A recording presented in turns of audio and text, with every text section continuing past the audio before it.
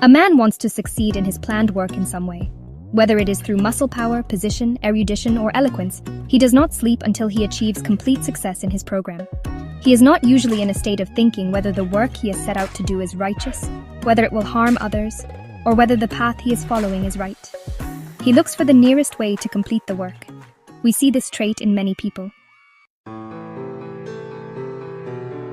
Our Sanatana Dharma has explained about the 4 types of fruitive efforts. It has been said that one should acquire wealth through Dharma and fulfill one's desires through Dharma and attain salvation. Perseverance is necessary to achieve success, but it should not be stubborn. Adventure is necessary, but it should not be misadventure. Thought is necessary, but it should not become evil thought. Where necessary, humility, obedience, and silence also have to become weapons. When there is only one scholar in the assembly of fools, it is right for him to remain silent. If he does speak, the fools will not care and will insult and ridicule him. In the rainy season, the croaking of frogs near ponds is the most audible. At such times, the cuckoo does not utter its song and remain silent.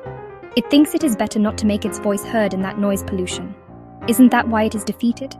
The words of Vamana, who said, "There is no place for the great," are literal truths. The universal God, who has stored the universe within himself, went in the form of a dwarf, Vamanavatar, to destroy the pride of sacrifice. Is that all that is reduced? No. The Lord Shiva, who bestows wealth on the devotee, said with his head, Bhikshandehi. He smeared himself with ashes all over his body. Indra went to Karna in the guise of an old Brahmin and asked for the Kavacha Kundalas as a donation. Was it for the success of the work? Hanuman, who had set out for Lanka in search of Sita, was stopped by a demon named Surasa on his way. She opened her mouth to swallow him. He became tiny and entered her mouth and came out. All that strength was needed only for a finger. Was it all for the success of the work? Vidura Niti says that one should be humble as one grows up, and that one should do things with humility, obedience, and punctuality.